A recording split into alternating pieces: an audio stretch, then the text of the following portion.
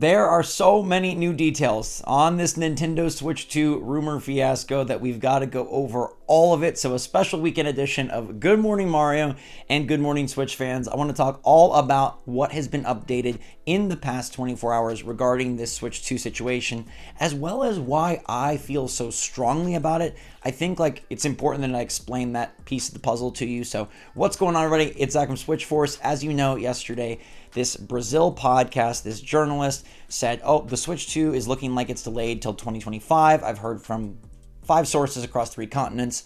And then Andy Robinson at VGC was saying, we've heard from third-party sources as well, but it seemed like it was just from people making games in Q1 2025. We hadn't really heard anything about the hardware, nothing really from Nintendo themselves, obviously, nothing even rumored from Nintendo, but that has all changed since we last talked. Okay, now things have gotten way more serious, with Eurogamer and VGC coming in and saying that Nintendo has told third-party publishers, hey, we are delaying the Switch 2 until Q1 2025. And then Bloomberg came in with an even more up-to-date report stating that not only has Nintendo told developers that, hey, we're delaying the launch of Switch 2 into 2025, but supposedly that it will launch March 2025 at the earliest. So we went from a world where a Switch 2 could be announced in March and launch late this summer, early this fall, to a world where now March 2025 will be lucky. And it's evolved from,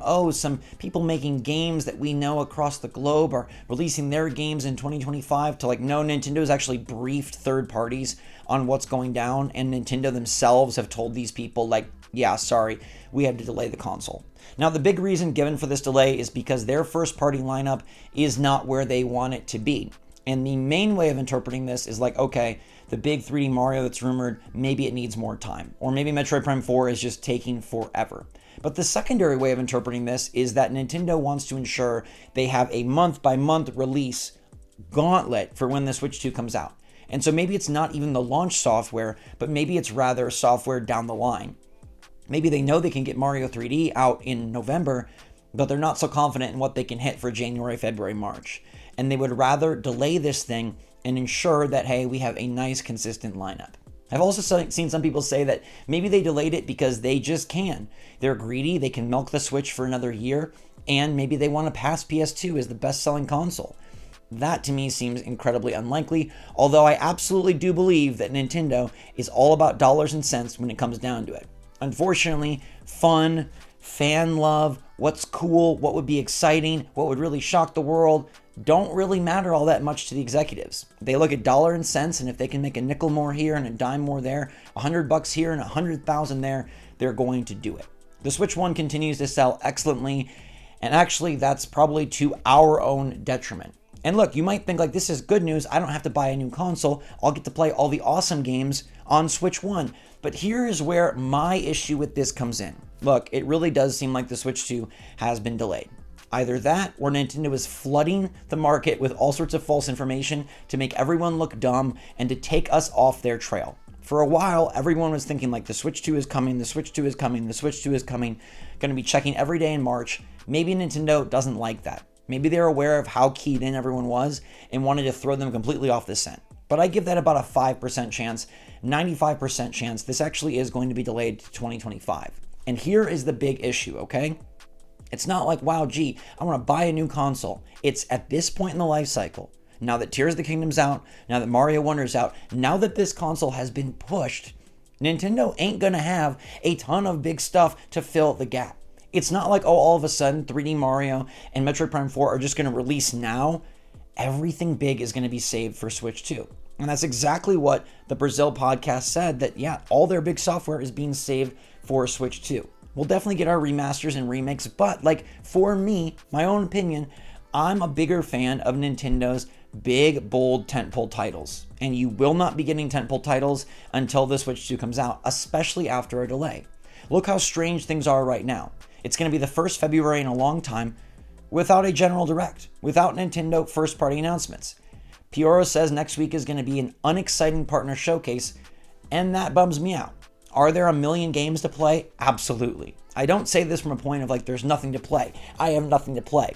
I say it from a standpoint of everything being pushed back pushes everything else back. So if Animal Crossing was going to be an early 2026 title when it launched in 2024, now it's a fall 2026 title or a spring 2027 title. If 3D Mario is going to be the big launch game, but then it would be followed up by Metroid Prime 4, now that is pushed back. Everything is pushed. And yes, there's stuff to play. I'm plenty fine playing Marvel Snap and Deep Rock Survivor and Like a Dragon, Infinite Wealth, and I've been playing a lot of indie games on Switch that I can't talk about yet, but like there's plenty to play. That's not the issue. The issue is A, they're doing this for money reasons, and B, there won't be big stuff to play. And for me as a big Nintendo fan, like that's going to be frustrating. We've waited 7+ years for a new true 3D Mario. We've waited 12+ years for a new true Mario Kart. Semantics we can get into. Oh, Bowser's Fury was new Mario. Oh, Mario Kart, the Course Booster Pass was new Mario Kart. Yes, it was, but we haven't had those new games in a long time. For as profitable and as crazy as the Switch generation has been, Nintendo has been intentionally restrictive in some ways. They have made sure that they pace everything out, and you can say, yeah, it's smart business sense, and it is. I personally just think Nintendo could still be insanely profitable, but be a lot cooler and do a lot more fun for their fans. It would be a lot more exciting if Metroid Prime 4 was coming out this spring instead of what's coming out this spring. It would be a lot more exciting if they did have a February Direct and we didn't know what's coming. And you can say that's greedy, you just want what you want. I do. I'm a player of Nintendo consoles. I have, my Switch. I want certain games on the Switch, and I'm excited for certain things. And maybe I bought into the hype of Switch 2, but this will be Nintendo's longest generation ever. So regardless of how you feel about the rumors, the leaks, the reports, etc., this is Nintendo's longest gen ever. Everyone should expect that there will be a new Nintendo console after 6, 7, 8 years because that's what Nintendo has always done. And we're going to get a situation where now Nintendo's new console that everybody was hyped was going to be closer in power is going to be not as close in power. I understand it's probably only like a 6-month delay, but even 6 months, you're now 6 months further behind. And what has Nintendo struggled with a long time now? Their consoles being significantly underpowered. And maybe this time was going to be a chance where they could catch up. Not all the way, but closer. They're going to be employing DLSS, employing a new custom chip. They're going to be giving us PS4 Pro even level graphics at times. And now that is delayed 6 months or maybe more. Maybe Nintendo now, since Bloomberg says March at the earliest, pushes this to holiday 2025. And then what? Now this system comes out after the PS5 Pro. Microsoft is getting ready to launch their next Xbox. And again, we're in a scenario where the Switch 2 is 2 consoles behind. And that started out fine for the Switch, but I don't think you can argue that the Switch is long in the tooth when it comes to hardware power. Nintendo games look great. Indies are still very artistic. I don't argue that. I agree. And I'm not even looking for Nintendo games to be this amazing, realistic art style, but I am looking for a console to be able to play more and be able to play more at a better level. I think that's just good for everybody. I think it's good for Nintendo. And I think this idea of milking the Switch as long as humanly possible, and worse yet, stretching this 2024 so that it is a very dull year, a down year, is only going to risk the transition that they aim to protect. Remember, we always talk about how Nintendo wants to ensure this transition smooth, as they know that they have screwed up transitions in the past. And I think going a very dull year into a March or maybe later launch with all of this debacle isn't the best case scenario. And maybe they feel otherwise. Maybe they feel like they're going to have a great lineup. They're going to, go boom, boom, boom, month after month and really knock it out of the park. And maybe they will. I think probably at the end of the day, the Switch 2 is still insanely successful no matter when it comes out, no matter how far behind or how close it is in power to its other console counterparts. It's Nintendo. The first-party games rock. It has an insanely excited fan base, and they'll be ready whenever they decide to do it. This whole idea, let Nintendo cook. When they're ready, is fine, but time's ticking. I'm getting older. The more things are pushed back, the more other things are pushed back. It's not the end of the world. I understand that. But I wanted to play the Switch 2 this year. I wanted some big holiday games. Most likely, we will have Pokemon Black and White remaster/remake as our big holiday game. And frankly, I just don't find that exciting. Especially after Pokemon Scarlet and Violet pushed the series very far forward, but also couldn't get the performance under control. Now we're going to go backwards in terms of gameplay design, but maybe better performance. And it's like, what are we doing? I know there's a lot of nostalgic Nintendo fans that love replaying this stuff. And I'm excited for Paper Mario and the Thousand Year Door. But I can't pretend that I'm super excited for a Luigi's Mansion 2, a handheld DS game that's going to be sold for more money. I just don't think that's a great, fun time. And maybe Nintendo surprises us and announces more, but if this truly is the case, that the console was delayed, they don't have games they're just going to move up. They've sit on stuff for this reason. They might release Wind Waker HD, Metroid Prime 2, but I've played those games. And for me personally, I'm not a big replayer, and I don't really love the industry trend of just remastering every game that's popular. I don't like doing the same thing over and over again. And I'll find plenty of things to play, and there'll still be a great Game of the Year list, and it'll still be exciting in so many ways, and Nintendo probably will drop something that I love. But it still doesn't erase the fact that I really, really, really am ready for a new generation, and I really am ready for some big games to come out. And it's been apparently obvious that Nintendo has withheld some titles and has been holding off to make this big debut, and now this big debut is pushed. And so you will not be getting 3D Mario. You're that much further from the next Mario Kart, the next Animal Crossing, the next Zelda. You just are. It's factual. They're not going to launch 6 games in 2 months period because it's factual that things are pushed back, and it's going to push other things back. And to me, that's just like, man, it's going to be a down year.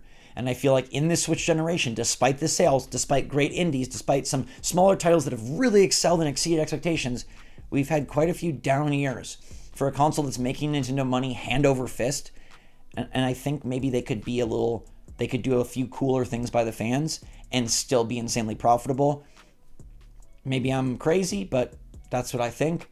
And now the Switch 2 is almost assuredly not coming until 2025, but it'll be interesting to see what Nintendo does next week with their supposed partner showcase.